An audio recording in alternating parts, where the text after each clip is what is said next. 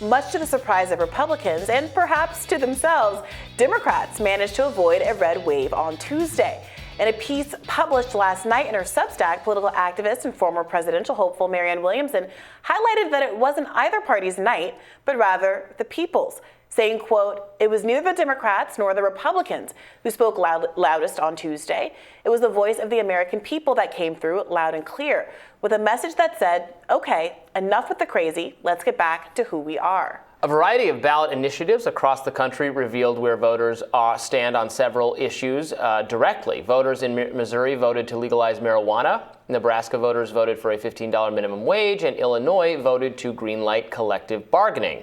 And in 5 states, including in deep red Kentucky and Montana, voters did, in fact, want to protect access to abortion. Here to talk more about how voters helped fend off a, quote, bloody Tuesday from happening this week is none other than Ms. Williamson herself. Welcome back to the show, Marianne. Oh, thank you so much for having me.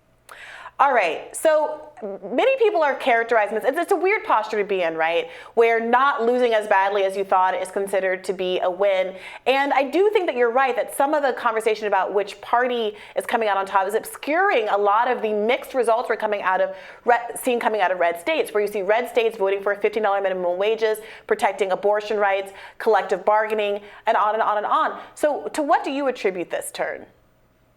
Well, I don't see it as a win, but I see it as a reprieve. I see it as a moment that we can all sort of stand back and not have to be in constant traumatized survival mode, just trying to keep these anti-democratic authoritarian forces from completely obliterating us. So it gives us a chance, in a way, to regroup. Now, I'm sure that the authoritarian forces that are represented by the more than 210 election deniers that did win, I'm sure that those forces will regroup right now, and I think this is time for us to regroup. And in doing so, we want to recognize what you just said. The country is moving in a progressive direction. People don't always associate the progressive policies that they support with the Democratic Party. But when it comes to things like universal health care, Fox News saying that 65% of their viewers feel that it is the government's responsibility to provide health care for everyone.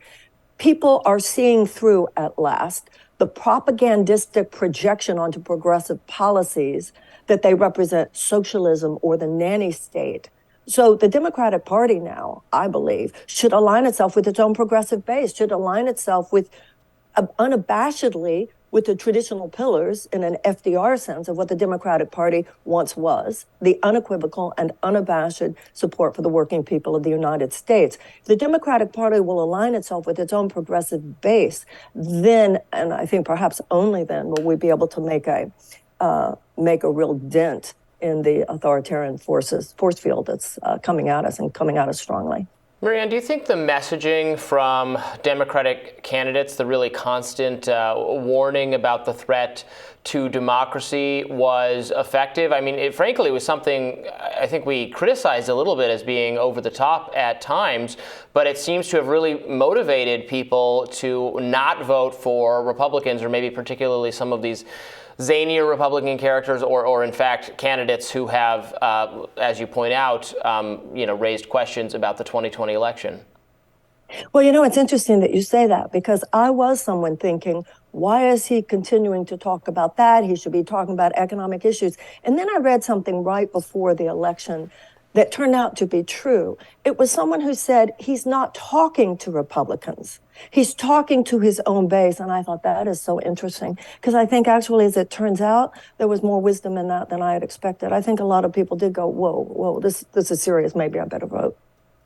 Are you surprised at all, Marianne? Because I remember I watched some of Carrie Lake's it wasn't quite a debate, but her debate performance, and she's very poised, and she was, I think, a really good example of Republican messaging from the more Trump-aligned wing of the party.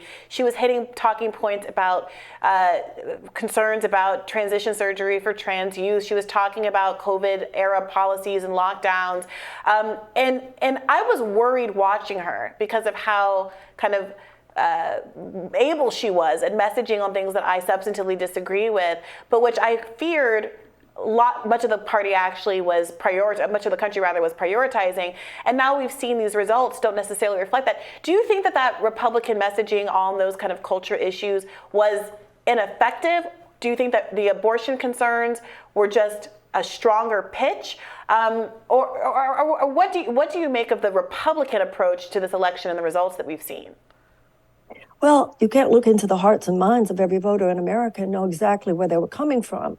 But what you just said is what makes the results so interesting. The American people pretty much struck to a center, but that center has to do with the fact that we're so split. In fact, you mentioned Carrie Lake. You said she worries you. She terrifies me. Now, I don't know if that has actually been called yet, her in the Katie Hobbs race. Has that been called? No, it's still unsure. We don't know. Oh, okay, but the very fact that it's still unsure. So whether she won or not, even if she loses, she's close to winning. So they are obviously getting somewhere. On the other hand, the American electorate is not a monolith. Other people did care more about abortion, and other people do look at the Carrie Lakes of the world and go, whoa, we're not going there. Yeah, she's scary. She has it down. I remember Obama in one of his talks referred to her as well lit. She knows what she's doing in terms of a certain kind of delivery of a message. But many of us feel that she is dead wrong about where this country needs to be moving. You know, obviously the night was not a total disappointment for Republicans. They are likely to take the House. The Senate still is potentially in the mix. And then Republicans had a very, very, very good night in Florida, which has gotten redder and redder under Ron DeSantis' leadership. Ron DeSantis obviously quite likely to be a top Republican candidate, if not the Republican candidate next time round. I worry about if we get better sorted, like, you know, all Republicans moving to Florida, moving to Texas, Democrats, you know, sorting themselves into some other places. I think they've already been, you know, more heavily sorted historically. Our politics could get even more angry as if we're fighting for who controls the entire country, but everyone is, you know, people who want it a certain way are all in Florida and Texas, and people who want another way are all in California and New York. Then the contest for the presidency or for national representation in the federal government will just be even more bitter because it's so winner take all, and it's so, you know, you'll force on Florida what Team Blue wants, or you'll force on California what Team Red wants. Well, you just made the case for getting rid of the Electoral College. It should just be whatever the majority of Americans want. It shouldn't have to do what state people with what state people come from. I do think that in time we will be getting rid of the Electoral College, but not immediately. I think, however, it's the only response, the only way to face the challenge of what you just described. Yeah, Florida has gone all red. Texas, Beto didn't win, but Beto made a dent. I come from Texas, and Texas isn't done yet. And you're right, a lot of Republicans are moving there, but a lot of people who are on the left, people who are liberals, progressives, et cetera, are rising up in Texas as well. That story is not over yet. You know, some people might say that, you know, Bernie and other progressives have been running on this idea that progressive policies are very popular, but although there were progressive gains, the squad has grown in the context of this last midterm election, that Bernie himself wasn't able to win, et cetera. And they say, well, what's the gap there? Why is it that if the progressive policies are so popular, why do they not seem to be able to coalesce in at least a candidate on a national level that can carry people across the finish line? What do you say to that? Well, a candidate on a national level who did and could have coalesced the progressive sentiments, that is Bernie Sanders, and it was the DNC that suppressed his candidacy in 2016, and clearly there was some institutional suppression of his candidacy as well in 2020. We know that. Bernie is an institutionalist, and he has chosen to work within the construct. Remember, he is a U.S. Senator, so he is working within the institution. I think progressives need to spend less time pointing at other people about the choices they're making, and we have to ask ourselves, what is the best way I can serve? Some people are working within the Democratic. Some people, like yourself, feel that the best way is to work outside it and to do certain criticism from there. I think that all of us need, you know, this is an all systems breakdown we have here, and we need to have an all systems response. It's just like cells in the body. The immune cells are, like every other cell, are assigned, you to the pancreas, you to the lungs, you to the blood. Each of us, I'm reminded of Gandhi's expression when he was asked, who is the leader of the Indian independence movement?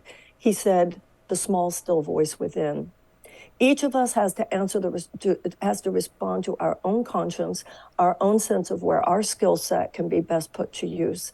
Bernie does what he does. He's done so much for us. He has opened up so much. Before we start criticizing the choices he made, I think each of us has to ask, how can I best serve now? One last question, if I can. There was some fun scuttlebutt on Twitter when the stat broke about how unmarried women seem to have carried the day for Democrats. They broke for Democrats by a whopping 37%. Married women went Republican by 14 points.